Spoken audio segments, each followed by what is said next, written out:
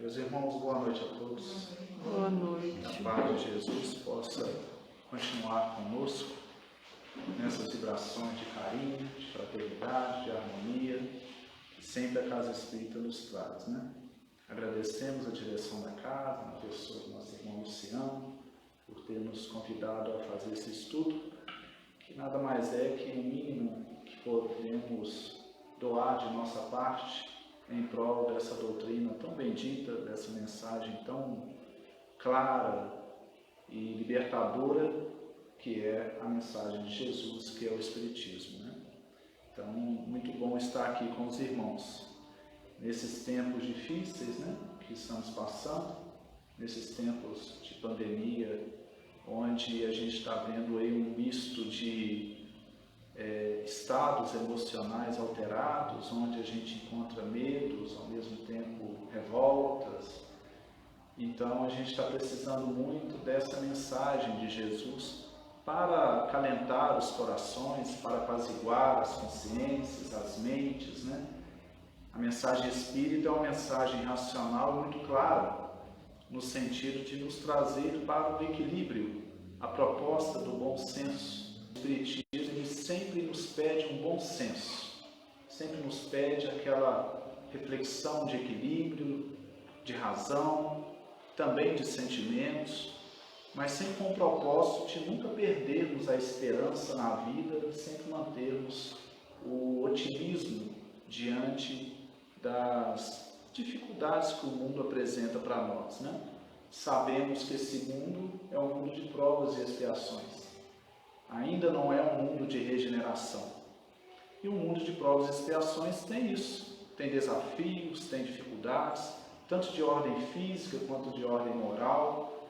Jesus falou que no mundo teríamos muitas aflições, porque o mundo, com essa impermanência, o mundo físico, ele realmente traz muitos desafios, mas ele concluiu que não era para nós temermos, inquietarmos, porque ele venceu o mundo, ele venceu a morte, ele provou que o poder espiritual é muito maior do que qualquer poder físico, material, terreno.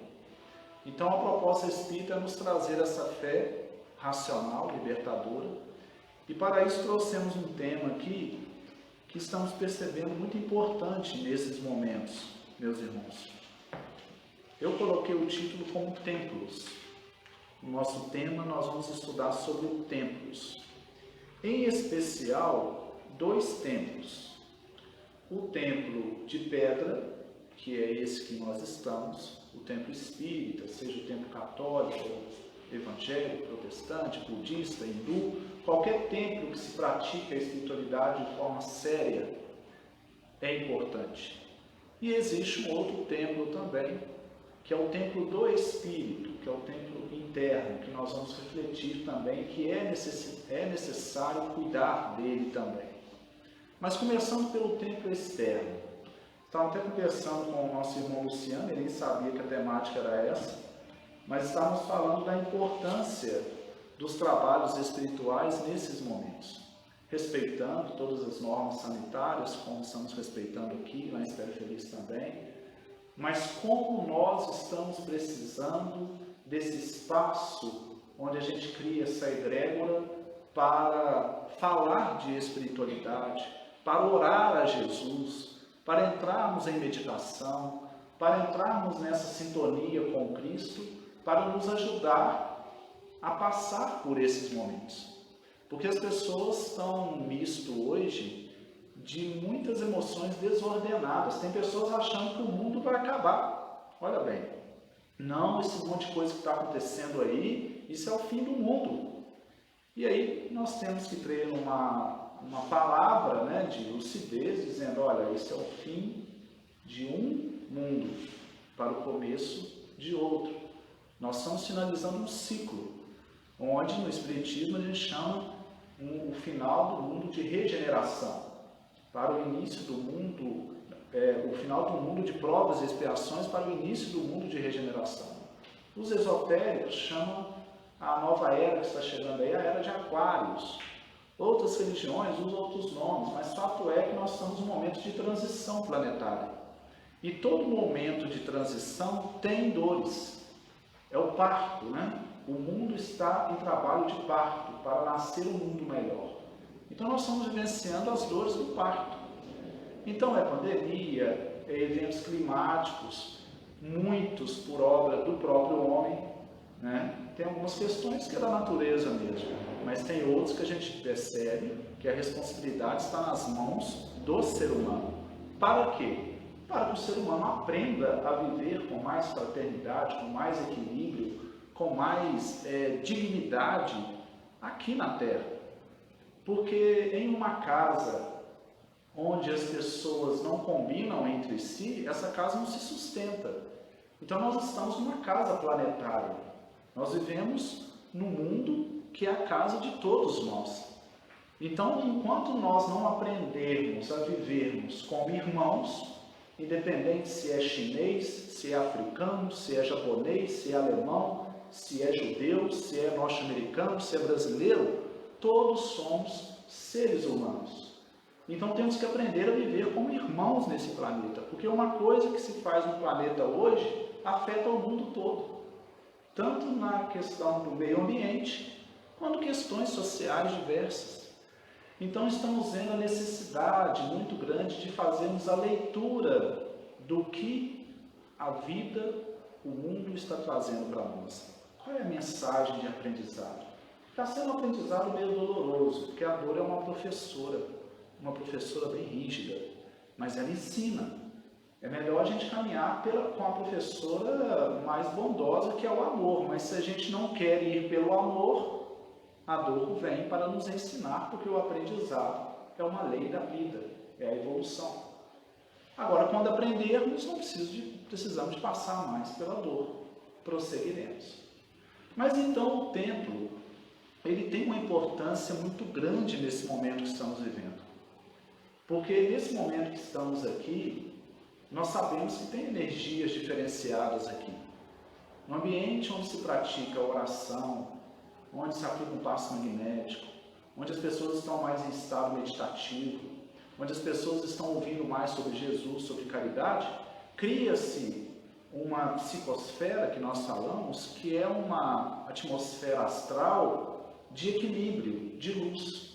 E isso nos alimenta, isso nos ajuda, nos fortalece, tanto é que a gente sempre sai melhor do que quando a gente entra. A gente absorve essas energias aqui. Sem contar outros irmãos no plano espiritual que vêm também, são tratados, são resgatados, são cuidados pelos benfeitores espirituais. Então o templo é muito importante, o templo externo. A nossa casa espírita, as nossas casas espíritas, elas têm uma função também psicológica, porque as pessoas necessitam muitas vezes de um porto seguro. Às vezes vê tanta coisa no mundo, tanta tragédia, tanto descontrole, que a pessoa precisa ter uma referência. Ó, ali tem aquele local, tem aquele espaço onde eu vou lá e lá eu vou acalmar o meu coração. Lá eu vou entrar numa sintonia melhor. Eu vou me fortalecer para depois voltar para a luta do mundo. Então é importante. Agora, como toda ordem de aprendizado que a gente inicia, é necessário frequência, é necessário rotina. O grande Pestalozzi, que foi mestre de Allan Kardec, um grande educador, ele dizia que a verdadeira educação é aquela que cria hábitos, porque só os hábitos conseguem forjar o caráter. E eu vejo assim, todos os templos, em especial a Casa Espírita, porque nós estamos no movimento espírita, para que a gente também absorva toda a beleza, absorva toda a energia positiva que a casa tem para nos oferecer, é necessário que a gente crie uma certa rotina semanal de estar participando. É lógico que uma vez que a gente vem, a gente já sai bem, mas tem pessoas passando, vou lá na Casa Espírita porque eu estou carregado, estou pesado, aí vem, se sente muito bem, depois não volta mais. Aí volta de novo a frequência do mundo, aqueles pensamentos. Então, a Casa Espírita é importante que a pessoa crie um objetivo. Não, eu vou participar de uma reunião, seja qual for, vou participar de um momento lá na Casa Espírita. E vai criando essa rotina. Essa rotina vai sendo introjetada no indivíduo para que ele incorpore os princípios espíritas, os princípios evangélicos na própria vida. É uma rotina onde a pessoa vai encontrar com os irmãos, vai se socializar. Então o templo espírita, o templo externo, ele é muito importante. Já perceberam quando uma pessoa resolve iniciar uma prática espiritual, seja participar de uma reunião de estudo, ou de um departamento social, ou de uma aplicação de passe, seja qual for, na casa espírita.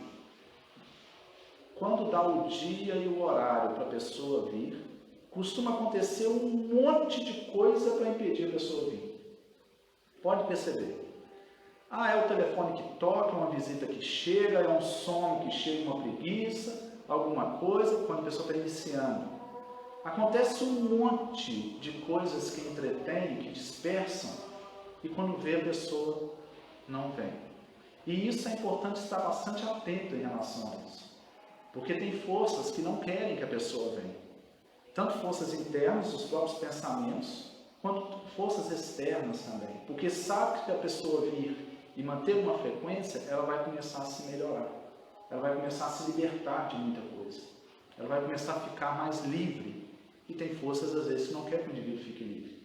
Quando nós iniciamos lá na Casa Espírita em Espera Feliz a reunião de estudo do Livro dos Espíritos, que estamos até hoje, mais ou menos 10 anos e meio atrás, eu lembro que nas primeiras semanas não era fácil, não. Quando dava quarta-feira e aproximando 7 horas, reunião 7h30, acontecia um mundo de coisa e a gente percebia claramente, isso aqui não está muito normal, não. Aí a gente ia. Aí continuava, mesmo de qualquer jeito, ia naquela perseverança e vai até que chega um tempo que tudo ameniza, as forças existem e a gente continua. Porque também a perseverança, a escolha é nossa para caminhar esse caminho espiritual. Bom, só que também existe um outro templo, além do templo externo de pedras, existe um outro templo que eu tenho percebido, que as pessoas não estão tendo muito cuidado com ele. Nós, muitas vezes, nessa tribulação da vida moderna, estamos esquecendo um pouco desse templo, que é o templo interno, é o templo do Espírito. Qual é o templo do Espírito? Na linguagem do Novo Testamento, o templo do Espírito é o próprio corpo. E aí eu trouxe uma passagem aqui, que está em 1 Coríntios, no capítulo 6, no versículo 19. Coríntios são cartas que Paulo de Tarso escrevia. Paulo de Tarso, quando começou a divulgação do cristianismo, quando ele deixou de ser o Saulo, que significa homem grande, e passou a ser Paulo, que significa homem pequeno, quando ele se converteu, àquela célebre situação que ele estava indo perseguir os cristãos, e de repente, no caminho para Damasco, ele vê o Cristo. Cristo já havia desencarnado. Ele vê o Cristo e o Cristo estava numa luz tão forte que ele cai do cavalo. Cai do cavalo e ali ele conversa com o Senhor. A partir dali ele vai, recebe o tratamento de Ananias, recobre a visão, porque ele tinha ficado cego naquele momento. Mas aí ele passa a se chamar Saulo, e depois de um tempo ele passa a ser um dos maiores divulgadores do cristianismo fora dos arraiais judaicos. Então ele pregou lá na Grécia, ele pregou para outros povos. E Paulo, ele escrevia aos companheiros de outros locais, cristãos de igrejas de outras cidades. Um deles era os Coríntios. E Paulo fala sobre a questão do corpo, o corpo físico. Olha bem o que ele fala. É uma pergunta que ele faz. Ou não sabeis que o vosso corpo é o templo do Espírito Santo, que habita em vós, proveniente de Deus, e que não sois de vós mesmos? Eu trouxe essa passagem aqui, porque, meus irmãos, o corpo já foi muito discriminado nos meios religiosos, e ainda é, em várias religiões, mas principalmente na Idade Média. O corpo físico, ele, na Idade Média, ele era considerado algo que leva ao pecado. Tudo relacionado ao corpo físico era relacionado a algo pecaminoso, algo que tiraria o indivíduo da caminhada espiritual dele. E isso foi um grande erro, que muitas vezes impede do indivíduo fazer a sua verdadeira caminhada espiritual. Por quê? Já viram pessoas que sacrificam o próprio corpo para tentar purificar o espírito? A pessoa pega e vai falar assim, eu vou andar de joelhos não sei quantos quilômetros até tal local para pagar uma promessa, alguma coisa assim. A pessoa vai sacrificando o corpo, machuca o corpo, e a pessoa acha que machucando o corpo estaria purificando o espírito. Existem aquelas autoimolações de pessoas dando chicotadas em si mesmo, para poder se machucar, achando que aquilo ali é algo meritoso, algo que traria algum benefício para a sua evolução. Então isso ficou como um arquétipo na psicologia humana, onde na mente existe o espírito e o corpo. E aí surgem os extremos. Aquele direcionado só para o corpo, nihilista, aquele que exalta, faz o culto ao corpo, esquece a realidade espiritual de si mesmo, são os materialistas, os sensualistas, aquele que acha que é só o corpo que existe, que depois da morte não existe nada. E aquele outro extremo, onde pessoas focalizam só o espírito e esquecem de cuidar do corpo, esquecem de cuidar desse templo, que é um instrumento que o espírito utiliza para se manifestar aqui no mundo. E aí eu trouxe aqui uma passagem que está no Evangelho segundo o Espiritismo, no capítulo 17, onde o título é Sede Perfeitos.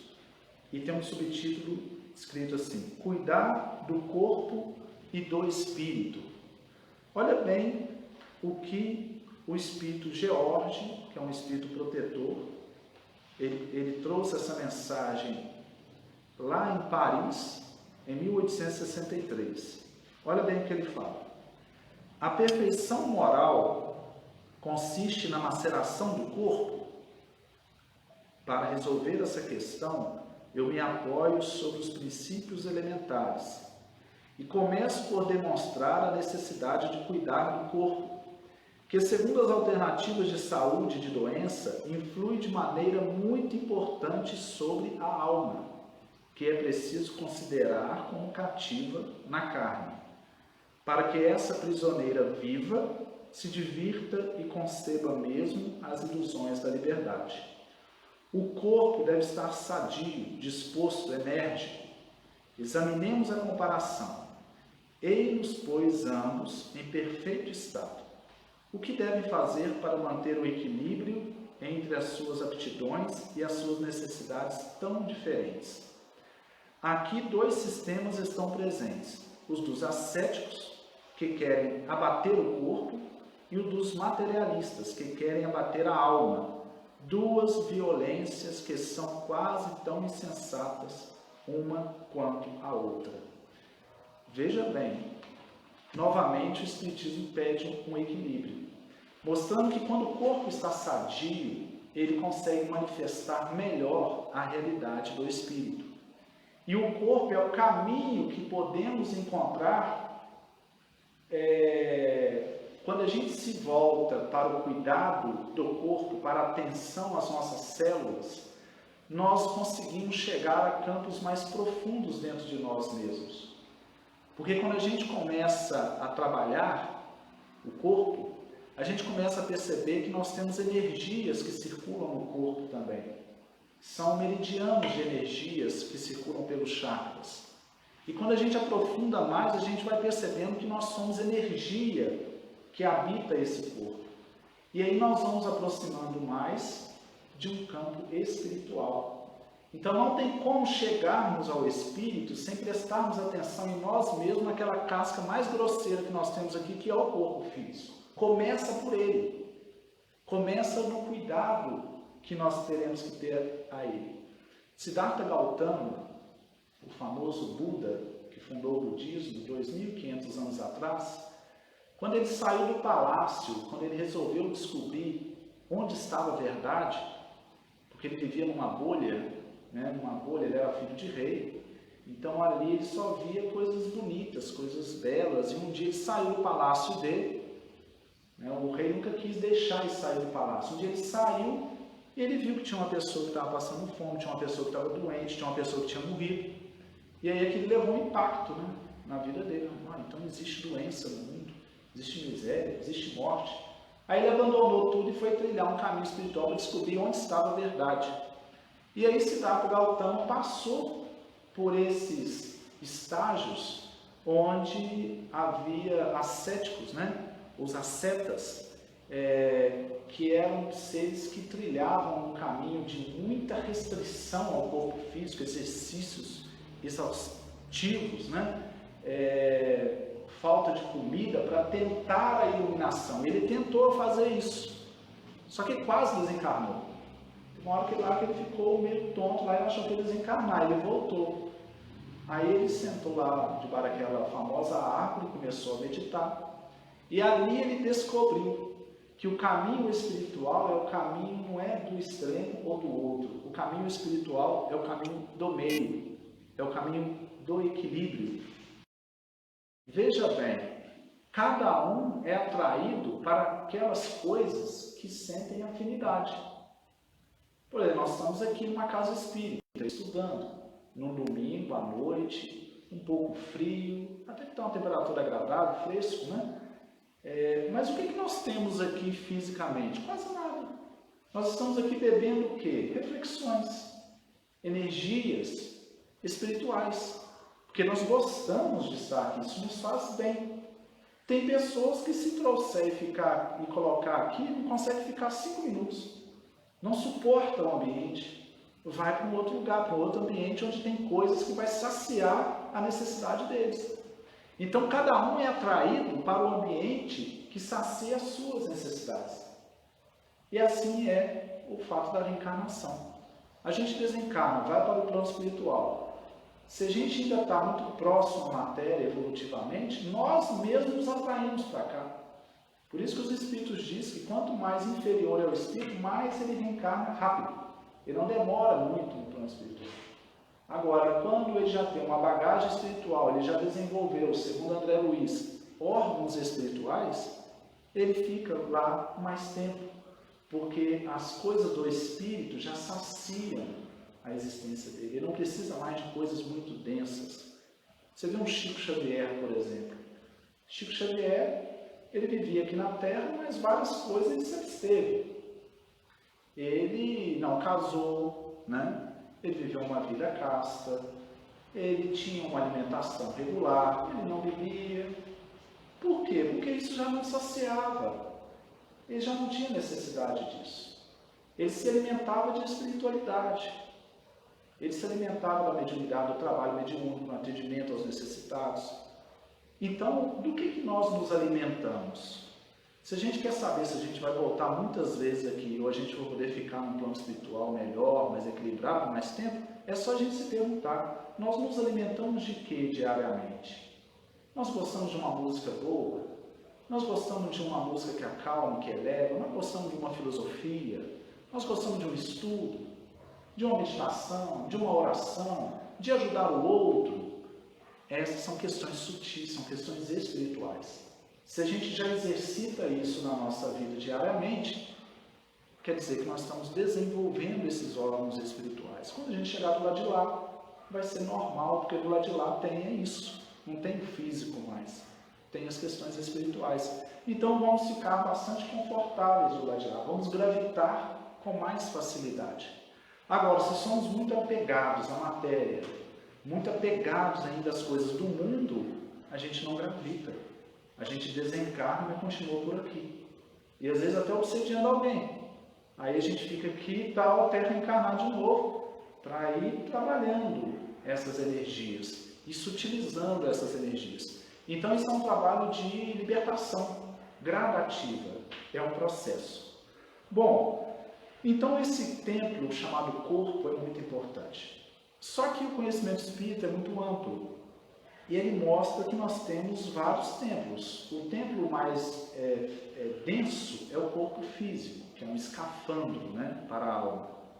Mas existem outros templos. Existe o corpo emocional e existe o corpo mental, que também são templos do espírito. Como nós estamos cuidando desses outros corpos? Do corpo físico a gente cuida como? Tendo uma boa alimentação, praticando um exercício físico regularmente, tendo tempo para ele, né? As células e os órgãos são nossos irmãos, porque eles estão aqui para ser um instrumento para a nossa ação no mundo. Então, quando a gente dá atenção para as células, quando a gente dá atenção para os órgãos, a gente está curando, a gente está harmonizando, só em dar atenção. Antigamente eu tinha um problema muito de mãos frias, quando eu era menino, né? Minhas mãos eram muito frias, as mãos e os pés. Então no inverno eu custava dormir até esquentar o pé.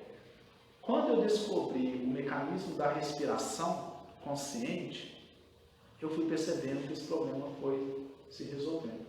Quando a mão estava fria, eu parava e começava a respirar, ia respirando, observando a respiração, o fluxo de ar indo e voltando.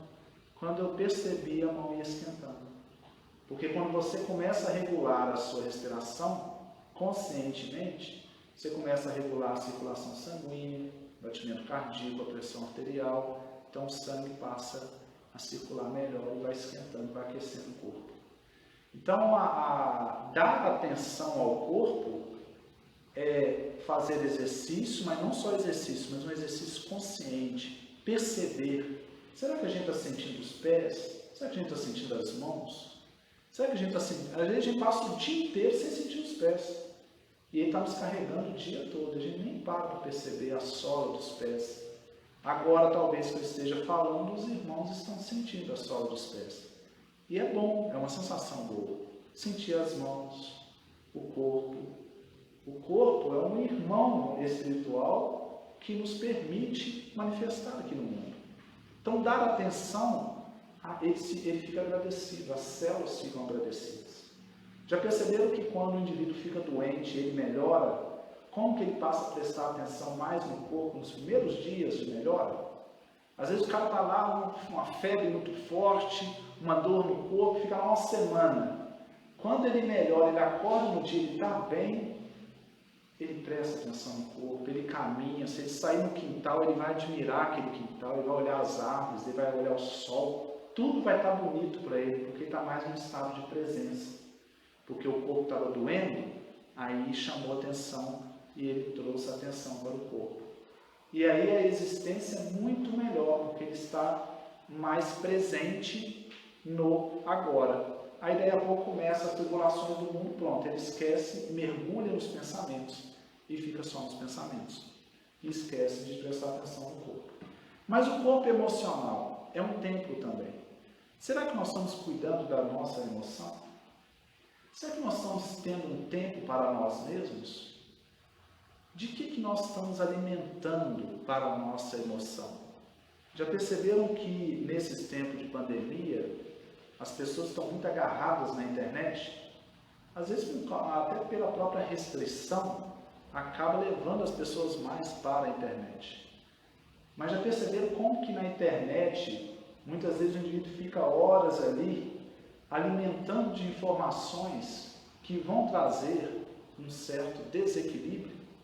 É muito importante acompanharmos as notícias para saber o que está passando no mundo. É muito importante. Eu acompanho sempre um jornal por dia para saber como estão as coisas. Mas eu tenho visto pessoas mergulhadas nesse torvelinho da internet o tempo todo em tragédia e morte, não sei o que, e briga para lá e briga para cá. E a pessoa está alimentando a sua casa mental, o seu templo mental, dessas informações desequilibradas. Ainda compartilha com os outros. E compartilha, sai replicando aqui para todo mundo, e aí um replica para o outro, daí a pouco uma mensagem negativa, e muitas vezes falsa, é espalhada para milhões de pessoas. E as pessoas alimentando dessas energias, alimentando dessas informações. E daí a pouco a pessoa entra num estado de depressão e não sabe por quê. Porque isso vai criando um conjunto de alicerces no próprio inconsciente do indivíduo, que o indivíduo passa a olhar o mundo e achar que o mundo está um caos. Mas não está um caos. Tem muita coisa boa no mundo acontecendo. Só que o foco está direcionado apenas para o lado desequilibrado. E aí vem aquela fala que um ponto de vista é apenas a vista de um ponto. E aí é necessário o indivíduo fazer algumas escolhas muito sérias na vida. Quais são as informações que eu quero colocar dentro da minha mente? Quando eu vou conversar com alguém, eu quero conversar coisas negativas, eu estou falando aqui de um modo geral, né, ser humano. Eu quero falar mal das pessoas, eu quero mostrar sempre o trágico, que é diferente de fazer uma averiguação crítica, uma análise crítica, diferente. Estou falando de pessoas que têm um vício da negatividade. Eu quero reclamar conversações ou eu quero ter uma conversação mais positiva? Ou eu quero conversar mais coisas boas? Graças a Deus nós somos irmãos espíritas que quando nós encontramos com os irmãos, a fala é a espiritualidade o tempo todo. Eu sou agradecido, porque a gente começa a falar de Jesus, de espiritualidade, de evolução, começa a falar as coisas do mundo, mas sempre à luz da espiritualidade, ou seja, sempre com um pano de esperança por detrás de tudo. Então as conversações que a gente tem também é um alimento para a nossa alma. Então se a gente estiver tendo conversações positivas, otimistas, nós estamos higienizando esse templo mental. A gente está higienizando essa casa mental e, segundo o Espírito Joana de Ângeles, nós estamos trazendo gotas de luz para o nosso inconsciente. E à medida que a gente vai levando luz para o nosso inconsciente, a gente vai se iluminando de dentro para fora. E daí a pouco a gente acorda um dia alegre, satisfeito, sem saber por quê. Nossa, estou tão bem, estou tão alegre hoje, porque está alimentado de questões positivas. Nosso inconsciente nós alimentamos de luz ou de sombra. A escolha é nossa. Quais são os programas de televisão que nós estamos assistindo? Quais são os livros que nós estamos lendo? Até livros, meus irmãos. Quem gosta muito de ler livros, eu sou meio viciado em livro, graças a Deus, é uma das minhas paixões, mas os livros espíritas, todos, são maravilhosos, são luzes. Livros espiritualistas de outras religiões são maravilhosos. Agora, por incrível que pareça, tem livros que também são venenos psíquicos. André Luiz fala isso no livro Nosso Lar. São venenos psíquicos. São livros, às vezes até de pessoas, filósofos, às vezes, da história.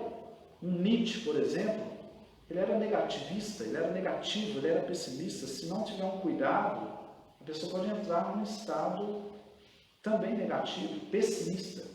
Machado de Assis, eu sou professor de literatura. Machado de Assis foi um grande autor brasileiro, talvez o melhor da literatura brasileira. Mas também é importante entrar com cuidado nas obras de Machado de Assis, Dom Casmurro, Memórias Póstumas de Brás Cubas, porque ele tem por detrás um certo ceticismo em relação ao mundo, um certo materialismo, uma descrença em relação ao ser humano. Então, não que a gente não possa ler esses livros, a gente tem que ler de tudo, porque o Espiritismo é aberto. Allan Kardec pediu que a gente lesse até obras contra o Espiritismo. O Espiritismo é uma ciência aberta, mas nós temos que observar como está o nosso estado emocional. Se o meu estado emocional está frágil, deixa eu pegar obras seguras, um Evangelho segundo o Espiritismo, um livro Caminho, Verdade e Vida, um Pão Nosso, um livro no Nosso Lar, um Mensageiro, um livro espírita, um livro de autoajuda. Qual o problema? As pessoas às vezes fazem uma crítica ao livro de autoajuda. Todo livro que faz você se ajudar é um livro de autoajuda. Então o Evangelho segundo o Espiritismo é um livro de autoajuda. A Bíblia pode ser um livro de autoajuda, principalmente o Novo Testamento. Então, pega um livro de autoajuda, pega um livro de mensagens positivas. Vamos ler coisas que vão nos agregar. Já perceberam que tem pessoas que a gente chega para conversar e a gente pode falar qualquer coisa boa, que a pessoa vai sempre trazer algo negativo em relação àquilo ali? Se a gente chegar e falar assim, Nossa, que coisa boa que a Casa Espírita João Evangelista voltou aos trabalhos, respeitando as normas sanitárias, tem reunião lá todo dia. Mas vai esperar só que isso vai piorar aí, daí a pouco está fechando tudo de novo. Pode até acontecer, mas por que não exaltar o bem? Por que na conversação não alimentar a esperança? Se vier desafio, a gente encara o desafio, mas alimentar a esperança, nossa, que coisa boa. Tomara que os casos vão caindo cada vez mais de Covid, para poder os trabalhos ir aumentando e a gente voltar à normalidade. O que a gente pode fazer para ajudar lá, para manter? Então é muito importante esse pensamento, esse tipo de postura diante das informações. Então, para cuidarmos dessa casa mental, que é um templo do espírito também, a casa emocional, na linguagem espírita, a gente chama de perispírito, corpo emocional. Na linguagem esotérica, eles chamam de corpo astral, corpo mental, corpo causal, vários corpos, né, que o espírito habita, corpos de manifestação, um relacionado aos pensamentos, outros às emoções. Nós temos que cuidar de todos eles. Será que nós estamos tendo um tempo para nós mesmos? Será que no dia a dia, na corrida do dia, a gente tem um momento de parada para ficar apenas com a gente mesmo? Meus irmãos, eu percebo que muitas vezes nós passamos mais de ano sem ficar a sós com a gente mesmo. Porque às vezes a gente pode ficar até sozinho, mas o pensamento está tão acelerado, pensando em tanta coisa, pensando nos problemas, naquilo que aconteceu no dia anterior, no mês anterior, 10 anos atrás, remoendo aquelas coisas, sabe, que só traz sofrimento e não liberta o indivíduo para a vivência da vida que está acontecendo agora, e o indivíduo fica preso lá atrás. Jesus falou, né? Quem assumir o arado e olhar para trás não é digno de mim. Ele estava falando assim, não podemos ficar agarrados no passado. O passado está em nós através das nossas tendências. Basta observar as tendências e trabalhar para melhorá-las. Ele não precisa ficar lembrando muito das coisas que aconteceram lá de ruim, porque senão a gente fica vivendo uma coisa que não é real. Porque o passado, ele já passou. Ele foi real quando era presente. Agora ele é apenas um traço da memória. Ele não tem existência própria. A única coisa que é real é esse momento que estamos aqui agora. O momento presente é real. Se a gente tiver que fazer alguma coisa para a nossa evolução, a gente só pode fazer agora, no momento presente. No passado a gente não faz. E nem no futuro, que ainda não chegou. Porque tem pessoas também que só vivem no futuro. Eu tenho que falar. A pessoa vai viajar mês que vem, já começa a perder noite de sono hoje. Eu tenho que fazer aquilo amanhã, eu tenho que fazer aquilo mês que vem. Já perceberam quando a pessoa tem muito trabalho no dia posterior, a pessoa começa a cansar já no dia anterior? Domingo, por exemplo, à tarde, segundo pesquisas, é um dos horários com maior pico de depressão e de suicídios. Porque o domingo à tarde as pessoas ficam com pensamento sempre na segunda-feira para começar a trabalhar. Aí já vem aquele peso, nossa, tem que acordar cedo. Sexta-feira é uma alegria, né? Tem até coisa na mídia, né? Chegou sexta-feira, porque também está pensando no sábado. Mas aí quando chega no domingo, já está sofrendo, perde um dia que poderia estar descansando, fazendo alguma coisa prazerosa. Quando chegar segunda-feira, vai trabalhar, vai fazer o que tem que fazer. Mas não, a mente está sempre lá adiante, está sempre fora do momento presente. A mente está lá, o corpo está aqui. Jesus falou sobre isso também, porque há 2000 anos já tinha gente assim. Quando ele fala, não vos preocupeis com o dia de amanhã. Deixa que cada dia dê conta do seu próprio fardo. Em algumas traduções bíblicas, do seu próprio mal. Olha os lírios dos campos, olha os passarinhos. Deus cuida de todos eles, não vai cuidar da gente? Então Jesus está falando o quê? Vamos prestar atenção no momento presente. É lógico que faz falta projetar, é importante projetar o futuro, fazer um planejamento, volta para o presente. Ou pensar em alguma coisa no passado para aprender com alguma coisa no passado, ou lembrar coisas boas, que também é importante, mas volta para o presente. Então, cuidar, ficar a sós, cuidar de si mesmo, é ter um momento para sentir essa vida pura, limpa, de mente vazia, que os orientais falavam lá atrás. Não a mente vazia no sentido ruim, não. A mente em silêncio, a mente calma. Então não adianta eu chegar em casa e ficar naquela aceleração, porque eu não vou estar comigo mesmo. É importante eu reservar sempre um momento para estar com esse Deus interno, para entrar em contato com essa força de vida que está em nós. Jesus, sempre à tardinha, depois de pregar, depois de curar, ele se afastava para orar, a sós, que é o refazimento. Muitos de nós não estamos tendo esse refazimento emocional, mental e espiritual. A gente trabalha, luta, faz aquele monte de coisa, dorme. Acorda no mesmo ritmo, vai, dorme. Já não tem um momento de parada, momento para digerir as experiências do dia. As pessoas às vezes estão tão preocupadas em fazer, em mostrar as coisas que estão fazendo, que esquece de vivenciar as coisas que estão fazendo. É uma espécie de decrepitude da experiência. Eu vi um estudioso falando sobre isso, falando que as redes sociais têm tirado um pouco a beleza da experiência das ações das pessoas. Às vezes a pessoa vai numa cachoeira linda, ao invés dela usufruir aquela cachoeira, aquela natureza, não que a gente não vá fazer isso, todos nós podemos fazer isso, eu já fiz isso, né? Tirar uma foto ali e mandar, estamos aqui. Mas tem pessoas que ficam viciadas nisso e fica tirando o tempo todo foto e postando nas redes.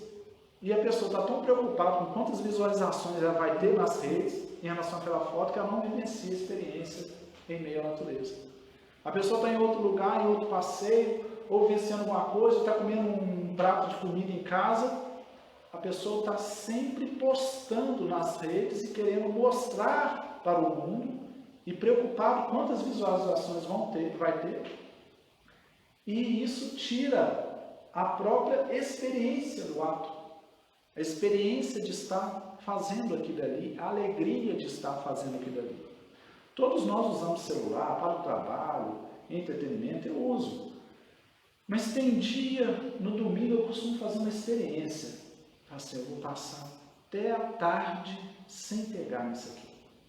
Aí eu vou andar de bicicleta com a minha filha, eu vou caminhar, eu vou ler, eu vou meditar, eu medito todo dia. Eu vou fazer coisas, o máximo de coisas manuais, conversar, ir lá na padaria conversar com um amigo, sabe? Ou ficar ali em casa mesmo, mas sem entrar nisso aqui. E dá uma sensação tão boa, porque isso tem criado uma certa dependência digital, onde as pessoas estão conectadas o tempo todo. E isso tem mudado um pouco a experiência de vida no agora. É lógico, depois a gente tem que voltar, porque é importante também, é um instrumento maravilhoso, mas tudo tem que ir com bom senso. Então, às vezes, antes de dormir, é importante, 1 hora antes de dormir, se desligar dos aparelhos eletrônicos. Reservar um momento só para esse silenciamento, dessa calma interior, desse estado de contato consigo mesmo. Deixa eu ver como é que eu estou. Será que eu estou ansioso? Às vezes a gente está ansioso e a gente não percebe que está ansioso. Às vezes existe uma energia de medo dentro da gente que a gente não percebe. Uma energia de raiva, de mágoa. É importante visitar essas emoções. Não para reprimir e nem para alimentar, mas para aceitar conscientemente. Perceber que elas estão ali. Carl Gustav Jung, o discípulo do Freud, que é um pai da psicanálise, ele dizia que tudo que a gente leva à consciência, a gente cura. Se eu levo a consciência de luz para o meu inconsciente, para as minhas emoções, eu estou curando, eu estou transformando essas energias em consciência também, em luz também. Então, se eu reconheço que eu estou um pouco ansioso, que eu estou um pouco magoado, é importante eu visitar. Não ficar lembrando o que me trouxe essas emoções. Visitar essas emoções com a consciência. Perceber como eu estou. Ir respirando, ir diluindo. Daí a pouco elas vão se transformando em paz. Eu gostaria de fazer uma experiência com os irmãos aqui. Não é uma experiência, é uma prática singela com os irmãos aqui. Eu posso? Uma meditação guiada? Podemos, meus irmãos, Sim. porque nos faz tão bem e é uma experiência disso que nós estamos teorizando aqui. Então, eu vou pedir que os irmãos, por favor, podem fechar os olhos. Eu vou até ligar aqui uma músicazinha rapidinho e vou usar o aparelho, né? Para isso ele vai ser muito útil aqui agora, para a gente criar aqui um ambiente. Não precisa não. Então, meus irmãos, vamos respirar uma vez bem profundamente. Pode sentir o ar entrando pelas narinas, saindo, apenas respirando. Isso. Procura observar esse fluxo de ar entrando e saindo. Não é necessário pensar em nada. Qualquer pensamento que vier à mente, deixa ele vir, deixa ele passar, deixa ele ir embora e volte a observar a respiração. Somente a respiração.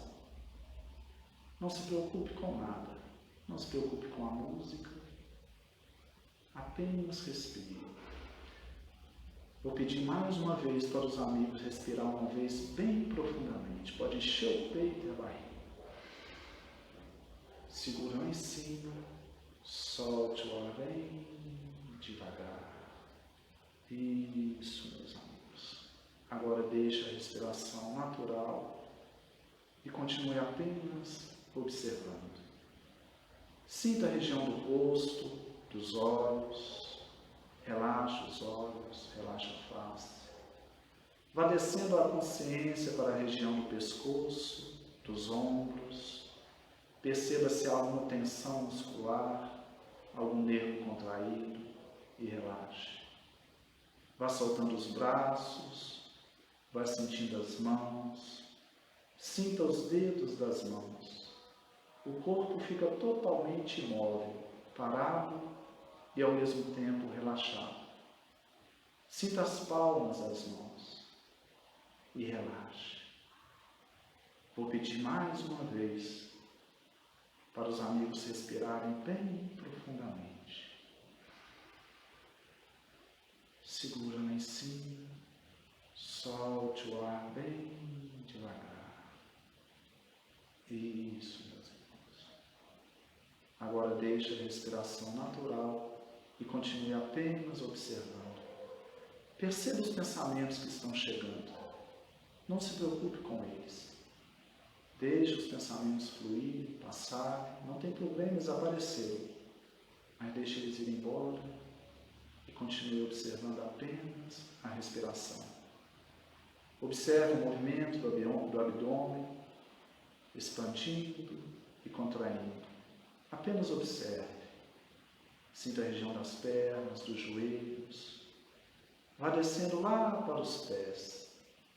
Sinta a sola dos pés, os dedos dos pés e relaxe. Procure sentir o corpo todo, da cabeça até os pés. Cada vez que vocês expirarem, que você soltar o ar, deixa sair todas as preocupações, as tensões, junto com o oxigênio. Deixa sair todas as energias tensas que estão travando a circulação. Deixa sair junto com o ar. Vai se esvaziando dessas energias. Vai ficando leve. Cada vez que vocês inspirarem, deixe entrar energia de luz, energia de paz, junto com o oxigênio. Energia vital que vai vitalizando as células do corpo. Essa luz branca que vai entrando junto com o oxigênio, vai envolvendo a região do cérebro, os neurônios, vai acalmando, trazendo paz. Essa luz vai trazendo um estado de calma, de harmonização. Essa energia de luz branca vai descendo pela região da laringe, pela região do pescoço, vai chegando suavemente à região do coração.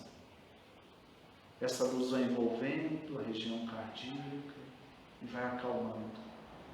E ela vai se espalhando por todos os órgãos internos, por todas as células, preenchendo todos os campos. Essa luz vai descendo pela região das pernas, chegando até os pés. E essa luz envolve o corpo todo, internamente e externamente. E vocês respiram dentro dessa luz. Sinta essa luz divina preenchendo todo o corpo. Continue observando a respiração. Agora procure observar os barulhos do ambiente. Um cachorro latindo, barulho de grilo. Procure perceber, não pense sobre os barulhos, apenas ouça. Procure perceber agora, meus irmãos, no silêncio, nos intervalos de cada som que a gente ouve. Todo som nasce no silêncio e termina no silêncio.